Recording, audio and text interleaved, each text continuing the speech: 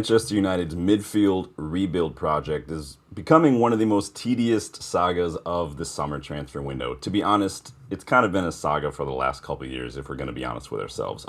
But this summer, United find themselves in especially thin in midfield, right? Casemiro has gone as a free agent, like he's no longer at the club, right? And some people will applaud the getting the wages off. The fact of the matter is that he was an important player for us this season, arguably one of his best seasons as a footballer, and now he is gone. And again, free, no money coming in for that. Manuel Ugarte has left, or he's unlikely to be playing for the foreseeable future. He was supposed to be heading for the exit door, hopefully, maybe clubs like Galatasaray or whoever were linked. But a major injury with Uruguay at the World Cup will see him recovering with Manchester United's physios for a while, which means not going anywhere anytime soon. When that just leaves Tchouameni and I guess Mason Mount in a pinch as our midfield options, it's just not enough. United are back in Champions League, which means we're going to be competing on all fronts this season, which also means that quality in depth is an absolute must, like non-negotiable. It sounds like Ederson's final medical to complete his move from Atalanta is nearly done, back in the UK now following Brazil's exit from the World Cup. Sounds like that's going to be done.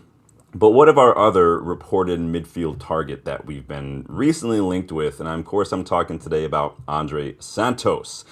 What does he offer? Is he a Casemiro replacement? Why would United pay $50 million to Chelsea for a player with just 1,400 minutes in the Premier League last season? Well, that's what we're going to explore today, you guys. This is United vs. Everybody. I am your host, Sean, and we are going to take a closer look at Andrey Santos and this young 22-year-old Brazilian midfielder that we reportedly are getting ready to sign anytime now. So make sure you hit that like button for me, guys. Make sure you subscribe to the channel if you guys are new as well, and I will be back here in a hot second.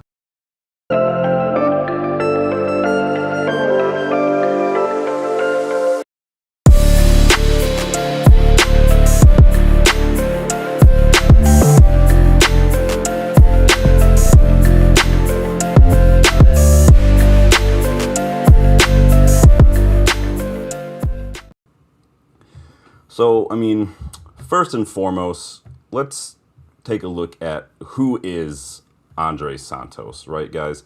So, unless you've been living under a rock for the last 24 hours, David Ornstein dropped a bomba regarding Manchester United's swift move for Andrey Santos. Well, maybe not entirely out of the blue swift, right? We're reportedly interested in him since last summer, reportedly talks held around February, March as well. There is also a Christopher Vivell connection. I keep forgetting about that. Christopher Vivell was at Chelsea for a while, likely keeps a Rolodex. A lot of these former players likely has Andrey Santos on his list. Glad we're actually listening to Christopher Vivell if that is the case. But who is this young Brazilian in Chelsea's ranks? Well, he arrived at Chelsea in 2023, arriving from Vasco da Gama in Brazil, and he arrived as one of Brazil's most highly rated young midfielders, having made his debut for Vasco when he was actually just 16 years old. His early Chelsea journey, though, was not super straightforward. He was immediately loaned back to Vasco for the second half of 2023. A loan spell at Nottingham Forest failed to give him a consistent momentum as well. He made just 2 appearances in half a season, and he was recalled by Chelsea. But again, sometimes with these young players, especially young players coming from outside of Europe, even especially outside the Premier League, just the right loan at the right time, the right system, the right coach can be all that matters. And it was his time on loan at Strasbourg that really changed the whole picture for Andrey Santos. Now, that's not to say that his 1,400 minutes last season at Chelsea were a complete bust by any means, right? He did feature for them 43 times in all competitions last season, and he did score 3 goals. He did provide 4 assists as well. But in a midfield where he's going to be competing with Caicedo and Enzo Fernandez for game time, it was always going to be a very big hill to climb. Now, what Andrey Santos represents is a young midfield option with Premier League experience, European experience, a profile that fits United's need for energy through the middle of the pitch.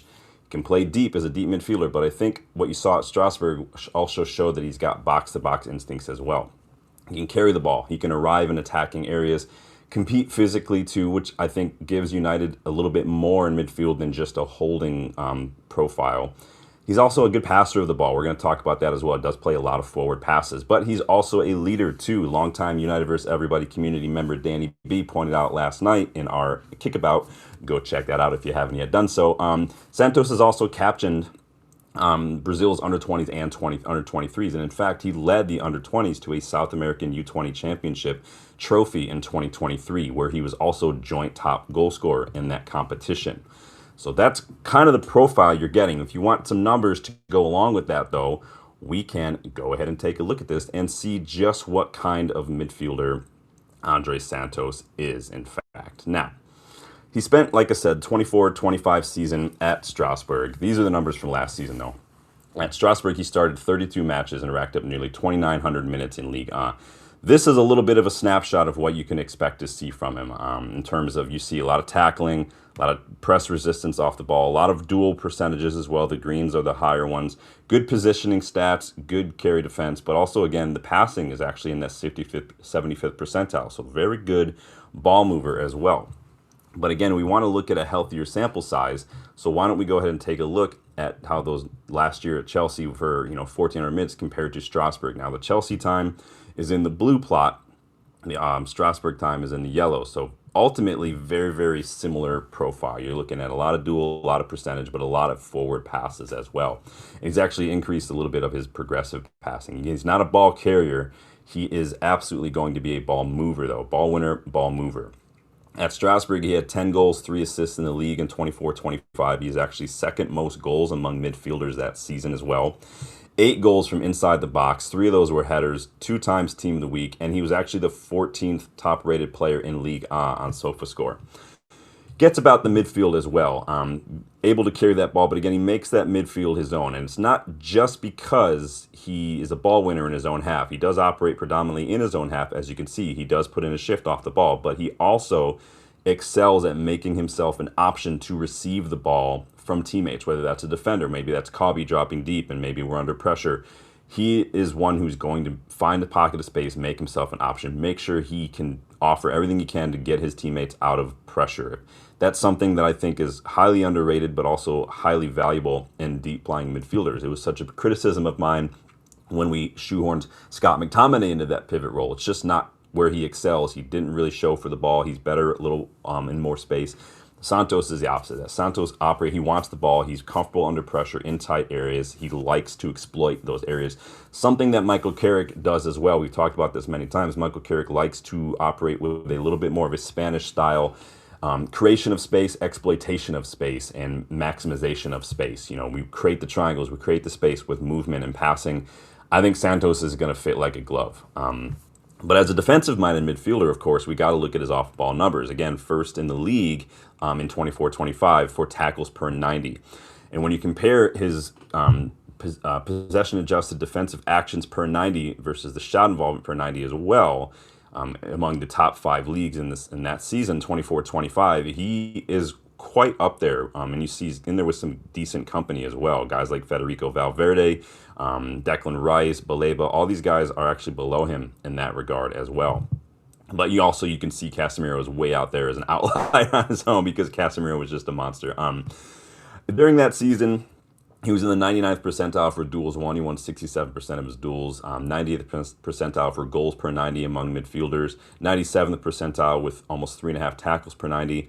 His XG on target was in the 97th percentile. Goal conversion, top 3% as well. And again, those tackles are in the 93rd percentile. He was an absolute baller in the 24-25 season. And I think that, again, like I've said many times, people may scoff at the French League, but the French League is actually highly comparable to the Premier League in its physicality and intensity, especially when you look at these midfield positions. Look at guys like Mamadou Sangare or Arthur Avam or Lamine Camara, again, as well, for another comparison as well. But the question remains is, and you can look at the thumbnail again for reference, is this a Casemiro replacement? Is this a rotation option? Is he a Cobby option? What does he kind of offer Manchester United? In 2024, Santos publicly stated that his football idol is none other than Casemiro. Now, he has an opportunity to pick up the baton from our departed Brazilian, not departed as in dead, just departed as in no longer at the club. He left United for but again, is he the next Casemiro? Let's compare the two again, shall we? So I've added Casemiro to this now. Casemiro's plots are in the red. So Andrey Santos is definitely more mobile than Casemiro. And again, he plays a lot of forward passes, much more forward, just direct forward passes than Casemiro in terms of the completion rate. But it's the nature of those passes that are completely different. So if you watch Casemiro play and you marry that with these numbers, you're going to see high progressive passes, high forward passes, low forward pass completion. What that means is Casemiro is playing a lot of over the top or down the channel balls, but he's not necessarily completing all of them, which is not to say he's horrible. It's just, again, kind of like Adam Wharton, a lot of those passes, when they come off, they are deadly passes. But it is a numbers game in some cases. Santos instead opts for the quick, incisive 10-yard passes. He's already operating in tight spaces. He's going to thread that ball into tight spaces, splitting opposition lines, finding guys like Bruno or Cunha in pockets of space that we often fail to exploit because we just don't have the players who can do that aside from like Bruno and maybe Lisandro Martinez. He completes more of those passes than Casemiro as a result. You can see both those forward pass completion numbers are well above average. Again, at his time at Chelsea, again, not the greatest comparison, but again, just a little higher. But again, that just is what it is. He's also going to take up more key positions in his own half in between the opposition. Again, so many teams now are going to throw a lot of numbers forward to press high, and then they've got that mid block. There's some space in between there to exploit, and that's right where Andrey Santos operates, where Casemiro was definitely more of a back foot, get that ball forward kind of thing, maybe offer as a link up to get out of trouble, but he is not going to carry that ball forward as well. Andrey is going to sit in that role where he can receive passes from his defenders or from someone like Casemiro or Bruno in the spaces that enable him to do maximum damage when it comes to initiating that next phase of attack. Easing the pressure by just beating the first line of the opposition wave of press is so crucial in the modern era, and I think that this is a unique profile that we haven't really seen yet. So how many times does Bruno have to drop deep to come get off the ball? Now Bruno can sit in his best position, and we can feed this ball to Andrey Santos and or Kabi as well, and find Bruno, find Cunha, like I said. This is going to be key to, again, evading that high press or breaking down a congested midfield. Again, a lot of movement, a lot of exploitation of space. Santos himself has described Casemiro as playing a similar role to Moises Caicedo as well. He sees both of those players as more of the defense holders, and Santos perceives himself as a player who plays alongside someone like that. Maybe that means that Santos doesn't see himself as the same profile necessarily as a Casemiro, but maybe sees himself more as someone like a Kabi or a Mateus Fernandes, for instance, someone who will play alongside those kind of players. I wouldn't even say that Andrey Santos is an exact carbon copy of Casemiro. Again, maybe he is more like a Mateus Fernandes as well. But maybe we also don't need a carbon copy of Casemiro. Maybe that's just not something we need right now. Another question that I think is important to explore here is, did United overpay? Now, he is 50 million is quite a lot for some people to stomach. I get it. It's a lot. But when you look at the fees that these players are going for these days, is it really though? Andrey Santos is a young midfield option, like I said, with Premier League, European experience. He suits United's need for energy in the middle of the pitch. And really, it's a modern football in the Premier League need for energy in the middle of the pitch. His arrival doesn't solve every issue that we have, right? It just doesn't. He doesn't tick every single box that you're looking for, but I think it does address a very clear need that we are going to be looking for, and that is depth, like I said. United need younger midfielders who can cover ground, progress the ball, and handle the intensity and the physicality of the Premier League. I think Santos fits that profile better than maybe a short-term veteran signing who you're going to pay maybe 30 million for, like a Sander Berge or something. He offers a lot, and like I said, in those early phases, and he wants to get a lot of touches on the ball. He wants the ball.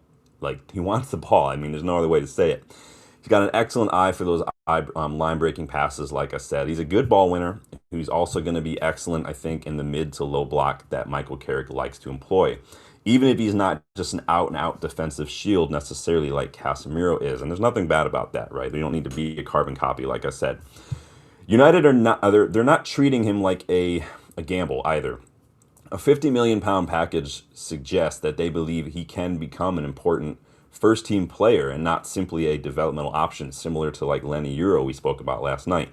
And 50 million pounds for a Premier League midfielder in the current market is an absolute steal if you really want to deep it.